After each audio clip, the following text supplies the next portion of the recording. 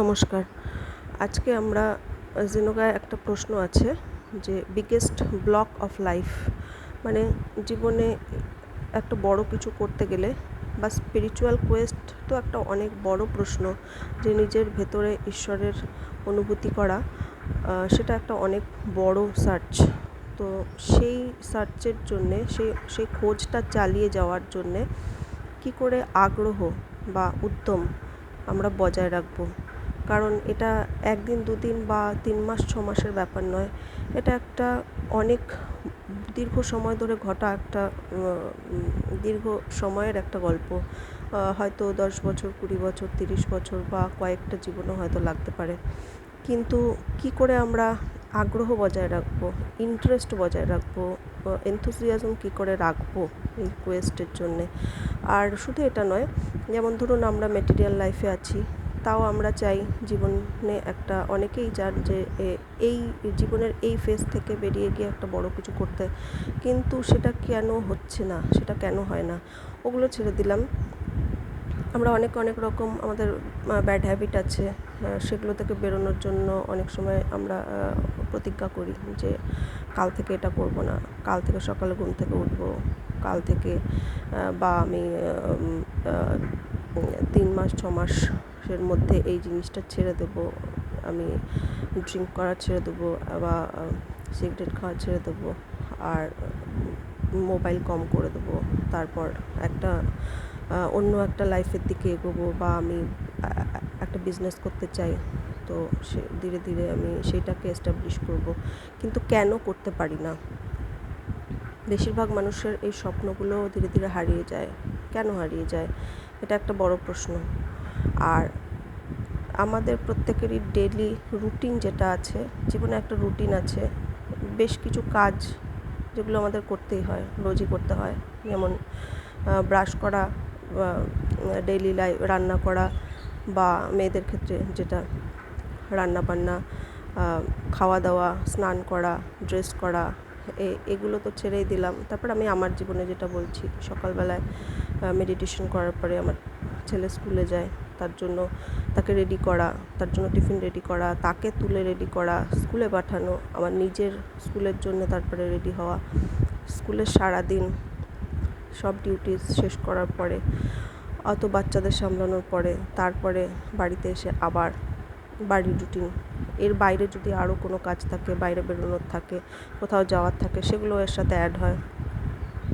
সব কিছুর পরে রাতে গিয়ে আর সেই এনথুজিয়াজম কি ভেতরে থাকে, সেই ইন্টারেস্ট থাকে যে আমি এর পরেও কিছু স্পিরিচুয়াল বুকস পড়বো, কিছু বইপত্র পড়বো, বা আমি যেটা চাই করতে সেই সম্পর্কে কিছু রিসার্চ করব, সেটা কি আর বেঁচে থাকে?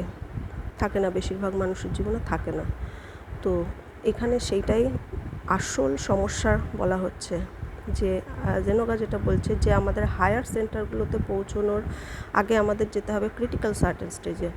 কিন্তু ক্রিটিক্যাল সার্টেন স্টেজে যাওয়ার জন্য জেনোগায় প্র্যাকটিসও দেওয়া আছে, কিন্তু এই প্র্যাকটিসগুলো আমরা কিভাবে এতগুলো বছর ধরে করে যেতে পারবো? অনেকে করতে গিয়ে মাঝপথে বন্ধ করে দেবেন, কিন্তু এই সমস্যাটা দেখেই এখানে এই প্রশ্নটা সবার আগে করা হয়েছে, যে নিজেকে এই প্রশ্নটা আগে করতে হবে যে আমি কিভাবে ইন্টারেস্ট বজায় রাখবো। কিছুদিন আগে আমার এক ভদ্রলোকের সাথে কথাবার্তা হয়েছে, যিনি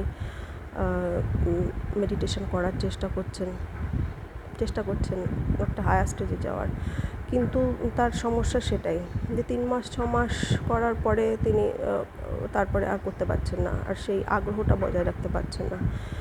তো এটা কিন্তু শুধু আমাদের নয়, মানে 90% মানুষের একটাই প্রবলেম, যে আমরা আমাদের আগ্রহটা ধরে রাখতে পারি না। নতুন কিছু আবার নতুন কিছু নিয়ে পড়ি, কিন্তু কোনোটাই জীবনে হয় না। তো এই সমস্যা থেকে কিভাবে বেরিয়ে আসা যায়, বা এই সমস্যার কোনো সমাধান আদৌ আছে কি না, সেই নিয়ে পরে আলোচনা করা হবে। সেই নিয়ে অনেক কিছু রয়েছে, কিন্তু প্রশ্নটা আগে নিজেকে করতে হবে যে সত্যি কি আমার জীবনে এরকম পর্যায়ে আছে, আমি কি কিছু চাই, আমি কি কিছু এই রুটিন থেকে, এই লাইফ থেকে বেরিয়ে গিয়ে আমি অন্য কিছু করতে চাই। এই জীবনটা কি আমার যে রুটিন চলছে, এটা কি আমার পছন্দ নয়, আমাকে কি ধীরে ধীরে শেষ করে দিচ্ছে? আচ্ছা, আমাদের একটা প্রশ্ন মনে হতে পারে যে যে যদি আমাদের অনেক টাকা পয়সা থাকতো তাহলে আমরা সেরকম লোকজন রেখে কাজ করাতে পারতাম, তাহলে এত হয়তো প্রবলেম হতো না। কিন্তু বেসিক্যালি যারা বড় বড় লোকজন আছে, যেমন প্রাইম মিনিস্টারও যদি হয় বা কোনো বলিউডের হিরোও যদি হয়, কিছু কিছু কাজ তাকে, তার ব্যক্তিগত কাজ তাকে নিজেকেই করতে হয়, বা তাদের আরও অনেক কাজ থাকে যেটা আমরা দেখে বুঝি না, তাদের অনেক রকম স্ট্রেস থাকে। তো স্ট্রেস সবার জীবনে আছে। জীবনটাকে আমরা সবাই যুদ্ধের সাথে তুলনা করি, যুদ্ধ আছে, কিন্তু তা সত্ত্বেও কী করে এই কোয়েস্টকে বজায় রাখা সম্ভব? আর স্পিরিচুয়ালিটির সবচেয়ে বেসিক অ্যাসিড টেস্ট যেটা বলে, সেটা কিন্তু এই সাধারণ জীবনের মধ্যেই প্রমাণ করা হয় বা টেস্ট করা হয়, পরীক্ষা করা হয় মানুষকে, যে সে কতটা তার ধৈর্য বজায় রাখতে পারছে। যেমন ট্রেন বা বাসের জন্য আমরা যেমন ওয়েট করি, হয়তো স্টেশনে গেছি, ট্রেনটা বেরিয়ে গেছে, আমাকে 1.5 ঘন্টা ওয়েট করতে হবে, কতটা পেশেন্স নিয়ে, কতটা শান্ত হয়ে, স্থির হয়ে, মোবাইল ইউজ না করে আমি কতটা বসে থাকতে পারছি। তো এর ওপরে ডিপেন্ড করে আমাদের মেন্টাল ম্যাচুরিটি। তো ধীরে ধীরে এগুলো নিয়ে আরও আলোচনা করা হবে। আজকের মতো এটুকুই, ধন্যবাদ।